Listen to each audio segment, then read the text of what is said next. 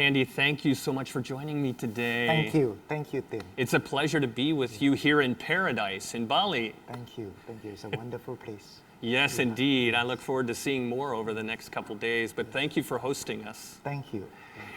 Well, Handy, I want to start with a question about Southeast Asia. Okay. I mean, certainly it's one of the most exciting regions in the world. Yes, it is. And when you think about what you're seeing in the business community, what are you seeing that excites you? Okay. Well, I live in Indonesia, in the capital city of Jakarta, which is the largest country in Southeast Asia. Right now we have about 274 million people in Indonesia, and our GDP is around 5,000 US per year per capita, and it's growing in about 5 to 6% a year. PwC forecasts our country will become the fourth largest economy in the world in 2050 with 330 million people. So you see the tremendous opportunity for growth. So in any kind of business that we have in mind, whether it's got to be in technology or like me, I'm in finance and in mining, it's so good. Indonesia have abundance of natural resources and tourism like in Bali. So I think Southeast Asia, as Indonesia is one of the anchor, of course, have a lot to offer to the world. Yeah. It's very good. Great, yeah. That's very exciting. Yeah. So when I think about what value is being created, we know about value creation, but let's talk a little bit about shared value creation in business. Okay. So I'd like to know that I'm glad that it's being discussed more. Okay. But I wonder your thoughts about how you view the topic. What elements of creating shared value are important to your organization? Okay. Value creation is one of the most important things that we need to do as a leader. So we are the one who originally create the value. So in my point of view, there are two kinds of value creation. One is towards the customer. The other one is towards our internal people. We run the largest community bank in Jakarta and the greater area of Jakarta. Our goal is simple. So the value proposition that we create for our client is, if you want to get your money work safely but very good, you come to us. So let's say, Tim, if you have money you want to put in the bank, the deposit may be only so small. If you put in our bank, we'll give you more, but it's very safe because we are the largest. And as a community bank, we are being covered by the so-called in US is like the Federal Reserve guarantee, FDIC insured. Right. So you can get guaranteed by the government as well. The other way around, if you want to borrow money from us, we'll give you the fastest service for loan approval compared to other banks. So it's a simple value creation. Our bank is when people want to get their money grow faster but safe and want to borrow money faster but safe, come to us. So as simple as that. That's towards the customers. Internally is a bit different. So we know this is the value creation proposition that we're going to propose to client. We translate to our internal people with two things.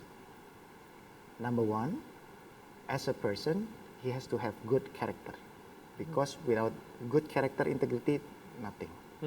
And then they have to have an ethic when they work. And then we ask them so that they can always keep learning, continuous improvement, using their knowledge for higher productivity. So these three values internally and one value for the customers, they have to match each other. So, well, it sounds a bit, academic approach, but, but it's super important, this value creation for our client and for our internal organization. And as a model, it sounds like it's been a very successful one. Thanks God, so far, okay, so far so good. So a follow-up question would be, tell us a little more about your story, Handy. How did the genesis for the idea to start a community bank come to you? Okay. You know, Tim, I graduated from Bloomington in 1998. I came back to Indonesia in 2001. Didn't have any clue what to do. But then, the fastest way in 2001 to earn money is to do business together with government. So I did. I came up with about 60 to 70,000 US dollar capital to do this government business, and it went well. But then, along the way, you know, Indonesian business, sometimes without any, you know, kickbacks, you know, little things, not as smooth as we thought. At that time, I think I need to do something that more safe. Yeah. That time I'm doing the electricity business with the government. So I serve small provinces. They don't have electricity. The underserved for electric. We serve them, 2 provinces. It went really well. 70% of the government budget for electricity in these 2 provinces handled by me. So it went very well until I'm afraid myself. So I think I better start something else that not many people also do. Something that triggered me is the one that I studied in Bloomington. I was in finance. I was in finance and marketing, so I like finance very much. So I think there are a lot of, there are just super tremendous opportunity in Indonesia until now, back then until now, for those people who are underserved by regular banks. Indonesia have about 270 over million people, and guess how many people get access to finance? Less than 10%. Maybe they put money in your bank, but they don't get access for loan. So I want to tackle this 90%. So as simple as that. So one common goal is to serve those 90% people who don't have as much access of the other 10%. Why these 90% people don't have that good of access compared to 10%? Because their business not really big. They are not a big business. They don't have, you know, balance sheet, profit and loss, cash flow reports. They don't have those. And when they need money, they're not going to predict or forecast that I'm going to use this money 6 months later or next year. When they need the money, it's got to be within 1 week or 2 weeks because it's small business. Sure. So this is how I got into play. So this is the thing that we understand that the society in Indonesia need, and we try to give solution on that. Excellent. Thank you, Handy. Appreciate that. So what's next for the bank? What would you like to see happen over the next, say, 5 to 10 years? Okay. Right now, we're still very small community bank. Our assets is around $100 million, you know, and our people only about 300 staff. We only serve Jakarta and the greater area of Jakarta, which is the capital city area in Indonesia. I want to see, what I want to see is another 5 years from now, we want to expand outside from our province. So hopefully less than 10 years, we can serve probably 50 to 70% of all provinces in Indonesia, providing access to finance to, you know, those people who are underserved by the regular banks. Yeah, wonderful. I hope it happens in 3 years. And also we want to go digital. Great. Yeah. Yeah, everyone. Yes. I'm amazed We at are the pace. waiting. Yes, we are waiting for the Bank of Indonesia and OJK approval for this digital bank. Yeah. If it approves, it will stimulate even way faster. Well, I wonder too if you might share with us, Handy, a little bit about your experience at IU Kelley School of Business and how it helped prepare you to be the entrepreneur, be the leader, and be the change maker that you are. Okay.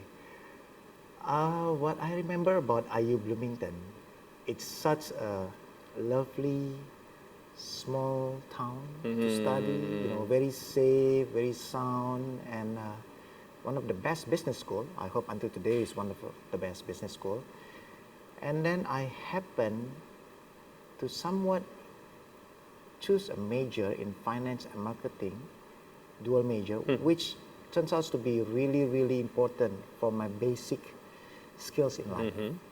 Because without the finance, if I never learned about finance, I will never thought about, making a community bank.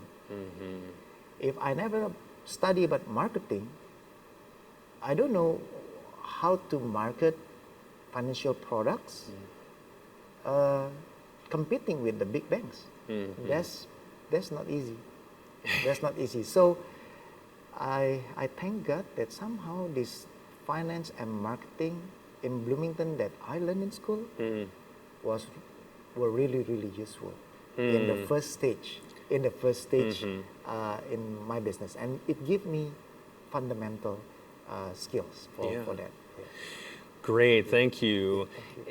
So as we as a business school continue to evolve and work to give our students what they need, for us to remain relevant, we need to be listening to our students, listening to business, and understanding how we can fill the gap and say what skills are important to industry, what skills are important to the financial sector, what skills are the skills needed to solve today's business program and stir economic growth. Any advice for us here in the academy that we might tweak our curriculum or elements you think that would be valuable for us to consider changing toward, or any advice towards elements of what happens during a student's experience at a business school? That would be great. Thanks. Okay. I think what the business school, Kelley Business School in Bloomington doing right now is already very good, where the students get the opportunity to go out from business school, go to companies who have, problems or challenges that they can try together as a group and give solutions. I think these are really important because they need to have a real study case. It's not like 10, 20 years ago study case, but this is a current problem. Show me that you can solve and give me the money. Yeah, and look at today's business climate, how it's changed, right? It's not 20 years ago, right? Yeah. So that's the thing that I think is very important for our students currently to experience what is the real working condition when they are already in the job. The second one, I remember, based on my experience, when I graduated from Bloomington, I didn't know what to do. Started a business, what to do, where from, and then if I want to work for some people, how to be the best or how to be excellent in the work. So we learn about academic stuff in Bloomington or maybe from other university. But I think for Bloomington, maybe it's a good idea to give some of the basic fundamental self-improvement skill for the students. As a person, whether they want to be entrepreneur or professional, but as a person, how to be a successful one. Values like integrity, like discipline, focus, never give up. And then set the goal. That's as a person. And then as a team, because no matter what you want to do, entrepreneur, you have to be able to lead, not dictate, but to lead. Right. And also if you want to be professional, you have to be as a team leader, how to be a good one. So these are self-improvement skills that I think I want to hear more from Kelley Business School so that the students can better prepare as a person, as a team member. Other than, finance, marketing, blah, blah, blah. But basically, it comes back to the person. Yeah.